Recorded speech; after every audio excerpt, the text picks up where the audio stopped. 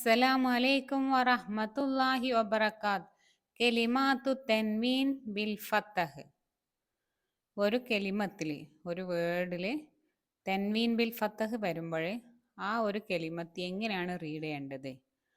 ഒരു അക്ഷരത്തിൻ്റെ മുകളിൽ രണ്ട് ഫത്തഹും ഒരു അലിഫും വരുന്നതാണ് തെൻവീൻ ബിൽ ഫത്തഹ് എന്ന് നമുക്കറിയാലോ. അപ്പം അങ്ങനെ വരുന്ന സമയത്ത് ആ ഒരു കെലിമത്ത് എങ്ങനെയാണ് വായിക്കേണ്ടത്? അപ്പം ഇവിടെ ഫസ്റ്റത്തെ കെലിമത്ത് അജബൻ. ഓക്കെ, ആ ജ ബൻ. അത് വായിക്കുന്നത് എങ്ങനെയാണ്? ആ ജ ബൻ. കണ്ടോ? ബ നൂന് സുക്കൂന് ബൻ, ആ ജ ബൻ. അപ്പം ആ രീതിയിലാണ് അത് വായിക്കേണ്ടത്. അങ്ങനെ ഓരോരോ കെലിമത്തുകളും നമുക്ക് വായിച്ചു പോവാം. അടുത്തത് അസാസൻ. അവിടെ ഫസ്റ്റത്തെ സാക്ക് അലിഫ് മദ് ഉണ്ട്, അതുകൊണ്ട് നമ്മൾ സ എന്ന് പറയുന്നത്. രണ്ടാമത്തെ സാക്ക് തെൻവീൻ ബിൽ ഫത്തഹ് ഉണ്ട്. പിന്നെ കാണുന്ന അലിഫ് ആ തെൻവീൻ ബിൽ ഫത്തഹിൻ്റെ കൂടെയുള്ള അലിഫാണത്. ഓക്കെ, അത് വേറെ ഒരു സാന്ന് നീട്ടാനോ അല്ലെങ്കിൽ അതിന് പ്രത്യേകിച്ച് ഉച്ചാരണം ഒന്നുമില്ല. അപ്പോൾ അസാസൻ. ഓക്കെ, അസാസൻ. സോലിഹൻ, സോലിഹൻ. ഷുയൂഹൻ. ഇവിടെ യാക്ക് വാവ് മദ് വന്നിട്ടുണ്ട്, യാക്ക് ലൊമ്മ ആയതുകൊണ്ട് വാവ് മദ് വന്നിട്ടുണ്ട്. ഷുയൂഹൻ, ഷുയൂഹൻ. അമദൻ, അമദൻ. മആഷൻ, മആഷൻ. ഹറലൻ, ഹറലൻ. ബിസാത്തൻ, ബിസ്വാത്തൻ. സഖീലൻ. അവിടെ കോഫിന് യാ കെസ്റ ആയതുകൊണ്ട് യാ മദ് വന്നിട്ടുണ്ട്. സഖീലൻ. സെബീലൻ, സെബീലൻ. സുഹുഫൻ, കുഫുവൻ, കുഫുവൻ. ഇവിടെയൊക്കെ നമ്മൾ ശ്രദ്ധിക്കണ്ടല്ലോ അല്ലേ, തെൻവീൻ ബിൽ ഫത്തഹിൻ്റെ കൂടെ ഒരു അലിഫ് എപ്പോഴും എക്സ്ട്രാ ഉണ്ടാവും കേട്ടോ. കുഫുവൻ. ഷത്വൻ, ഷത്വൻ, ഷത്വൻ. ഹാമിയത്തൻ, ഹാമിയത്തൻ. ഇവിടെ ശ്രദ്ധിക്കേണ്ട ഒരു കാര്യം, ഇങ്ങനെയുള്ള ത, ഈ താനെ പറയുന്ന പേര് താ മർബൂത്തത്ത് എന്നാണ്. നമ്മൾ സാധാരണ എഴുതുന്ന താ തന്നെയാണിത്. ചില സമയങ്ങളിൽ ഇങ്ങനെ എഴുതും. ഇതിനെ താ മർബൂത്ത എന്നാണ് അറിയപ്പെടുന്നത്. ഇങ്ങനെയുള്ള താക്ക് തെൻവീൻ ബിൽ ഫത്തഹ് വരുമ്പോഴേ അതിന് കൂടെ അലിഫ് ആവശ്യമില്ല. രണ്ട് ഫത്തഹ് മാത്രം നൽകിയാൽ മതി, കൂടുള്ള അലിഫ് വേണ്ട. ഓക്കെ, നെക്സ്റ്റ് വദാനിയത്തൻ. ഇതും അതേപോലെ തന്നെ കേട്ടോ. വദാനിയത്തൻ, വദാനിയത്തൻ. സുവൻ. ഇവിടെ അലിഫിന് പകരം എന്താ വന്നിട്ടുള്ളത്? യാ ആണ്.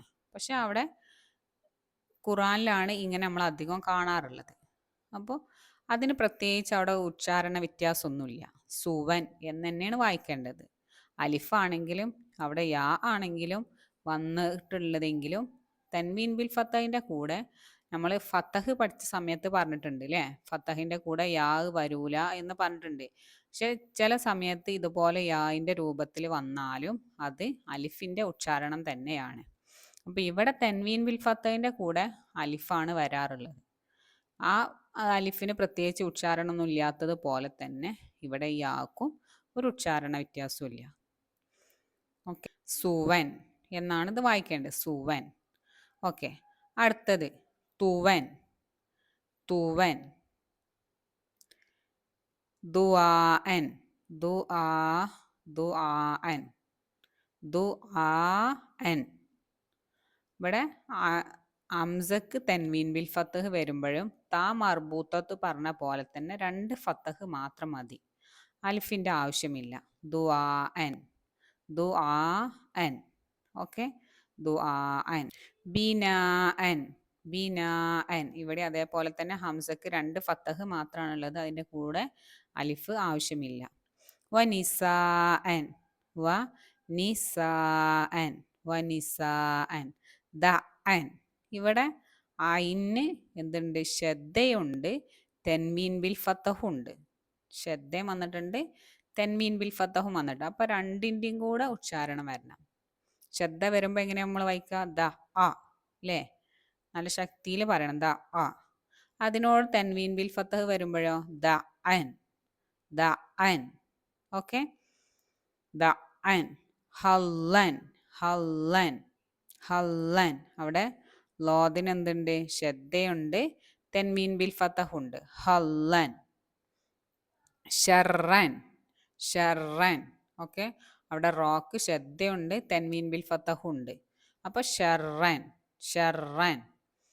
ഓക്കെ, സ്വബിയൻ, സ്വബിയൻ, സ്വബിയൻ. മർജു, മർജുവൻ, മർജുവൻ. അവിടെ ബാക്ക് ശ്രദ്ധയും തെൻവീൻ ബിൽ ഫതഹും ഉണ്ട്. മർജുവൻ, മർജു. ലന്നൻ, ലന്നൻ. ഇവിടെ നൂന് ശ്രദ്ധയുണ്ട്, തെൻവീൻ ബിൽ ഫതഹും ഉണ്ട്. നമുക്കറിയാം നൂന് ശ്രദ്ധ വന്നാൽ ഉന്നത്ത് ചെയ്യണം നമുക്കറിയാം. അപ്പൊ എങ്ങനെയാണ് അവിടെ വായിക്കുക? ലന്നൻ, ലന്നൻ. നൂന് ശ്രദ്ധ വന്നിട്ടുണ്ട്, അപ്പോൾ ഉന്നത്തും ചെയ്യണം, തെൻവീൻ ബിൽ ഫതഹിന്റെ സൗണ്ടും വരണം. ലന്നൻ. ഓക്കെ, അതുപോലെ തന്നെയാണ് വസുമ്മൻ, വസുമ്മൻ. മീമിനും ശ്രദ്ധയുണ്ട്, തെൻവീൻ ബിൽ ഫതഹും ഉണ്ട്. മീമിന് ശ്രദ്ധ വരുമ്പോഴും നമ്മൾ ഉന്നത്ത് ചെയ്യണം. വസുമ്മൻ, വസുമ്മൻ. ഓക്കെ, അപ്പം ഈ രീതിയിലാണ് തെൻവീൻ ബിൽ ഫതഹ് ഒരു കെലിമത്തിൽ വരുമ്പോൾ ആ കെലിമത്ത് നമ്മൾ വായിക്കേണ്ടത്. ഇവിടെയൊക്കെ നിങ്ങൾ ഒരു കാര്യം ശ്രദ്ധിച്ചിട്ടുണ്ടാവും, ഈ തെൻവീൻ ബിൽ ഫതഹ് വരുന്നത് ഒരു കെലിമത്തിൻ്റെ ലാസ്റ്റ് അക്ഷരത്തിലാണ്, അല്ലേ? അവസാന അക്ഷരത്തിലാണ് തെൻവീൻ ബിൽ ഫതഹ് വരുന്നത്. നമ്മൾ ഓർത്ത് വെക്കേണ്ടത് ത മർബൂത്തത് ഹംസ ഇത് രണ്ടും വരുമ്പോൾ തെൻവീൻ ബിൽ ഫതഹിൻ്റെ കൂടെ അലിഫ് വേണ്ട. ഇത്രയും കാര്യങ്ങളാണ് നമ്മൾ ഇതിൽ ഓർത്ത് വെക്കേണ്ടത്. ഓക്കെ, വീഡിയോസൊക്കെ നിങ്ങൾക്ക് ഉപകാരപ്പെടുന്നുണ്ടെങ്കിൽ സബ്സ്ക്രൈബ് ചെയ്ത് വെക്കുക, ആവശ്യക്കാരിലേക്ക് ഷെയർ ചെയ്ത് കൊടുക്കുക. എത്ര ചെറിയ കുട്ടികളാണേലും വായിക്കാനുള്ള പ്രയാസം നമ്മളുടെ ഈ ഒരു വീഡിയോ സീരീസ് കാണുന്നതോടുകൂടി നന്നായിട്ട് വായിക്കാൻ കഴിയും.